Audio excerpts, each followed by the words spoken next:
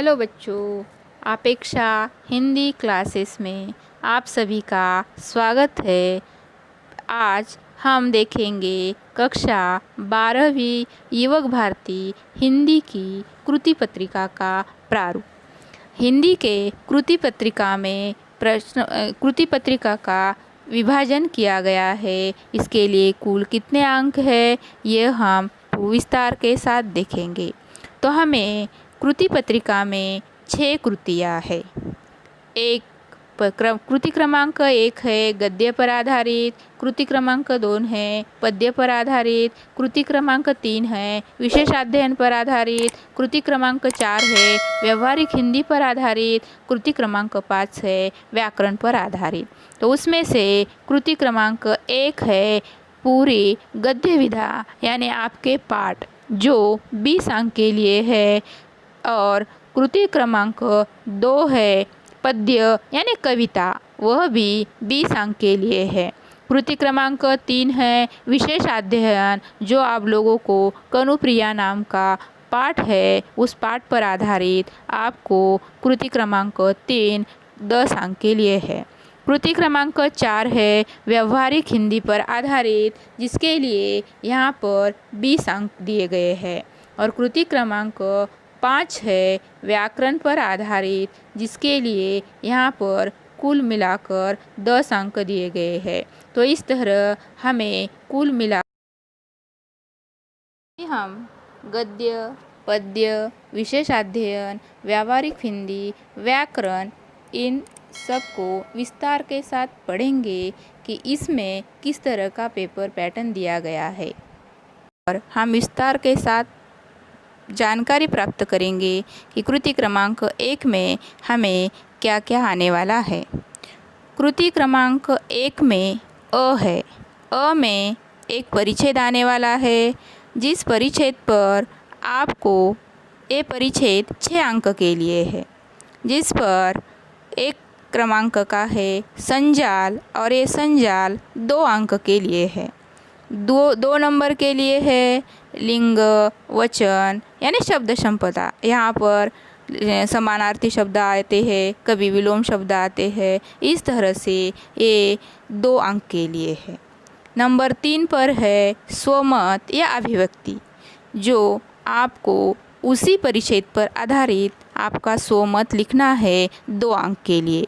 तो इस तरह कृति क्रमांक 1 अ में 6 अंक के लिए एक परिच्छेद आता है।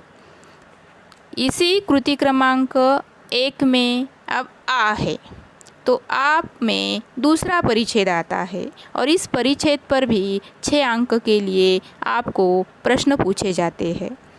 1 नंबर पर संजाल आता है जो 2 अंक के लिए है। उसी प्रकार 2 नंबर पर आपको अभिव्यक्ति के लिए शब्द संपदा के रूप में कभी विलोम शब्द आते हैं, कभी यहाँ पर लिंग आता है, कभी वचन आता है, और इस तरह यहाँ पर भी आप लोगों को ये 2 अंक के लिए करना है। तीसरे नंबर पर है अभिव्यक्ति या स्वमत, ये भी 2 अंक के लिए आने वाला है। इस प्रकार कृति क्रमांक अ में 6 अंक और आ के परिच्छेद में कुल मिलाकर 6 अंक है। इसी प्रकार कृति क्रमांक 1 में ही अ हो गया, आ हो गया। अब ई में प्रश्नों के उत्तर लिखने हैं। जो हमारी गद्य विधा है, उस गद्य विधा में आप गद्य विधा पर आधारित आपको 3 प्रश्न पूछे जाएंगे, और 3 प्रश्नों में से केवल आपको 2 के उत्तर लिखने हैं। एक प्रश्न के लिए 3 अंक और दूसरे प्रश्न के लिए 3 अंक, कुल मिलाकर ई 6 अंक के लिए है। तो यहाँ पर कहानियों पर एक प्रश्न होगा, संस्मरण या निबंध आदि विधा पर दूसरा या 3 प्रश्न पूछे जाएंगे, और उसमें से आपको 2 प्रश्न यहाँ पर परीक्षा में करने हैं। अब कृति क्रमांक 1 में अ हो गया, आ हो गया, ई हो गया। अब दीर्घोत्तरी ई, और इस ई में आपको एक एक वाक्य में उत्तर देने के लिए 4 प्रश्न पूछे जाएंगे। इन 4 प्रश्नों में से आपको 2 प्रश्न के उत्तर लिखने हैं और इसके लिए कुल 2 अंक है। ये प्रश्न जो आपके किताब में साहित्य संबंधी ज्ञान पर आधारित जो है आप लोगों को दिया हुआ है उस पर आधारित ही एक एक वाक्य के यह 4 में से 2 प्रश्न लिखने हैं।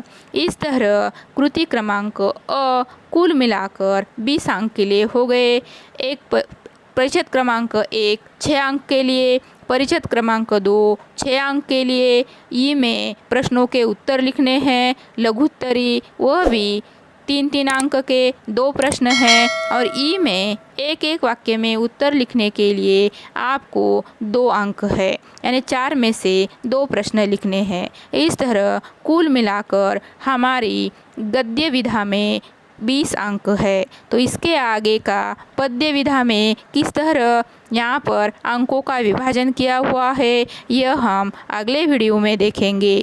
आप लोगों को अगर ये वीडियो अच्छा लगा तो बहुत सब्सक्राइब कीजिए, लाइक कीजिए और धन्यवाद बच्चों। इसी तरह पेपर पैटर्न को ध्यान में रखकर, कृति पत्रिका को ध्यान में रखकर आप पढ़ाई कीजिए ताकि आने वाले परीक्षा में आप लोगों को अच्छे से अच्छे अंक प्राप्त करने का सुअवसर प्राप्त हो। धन्यवाद।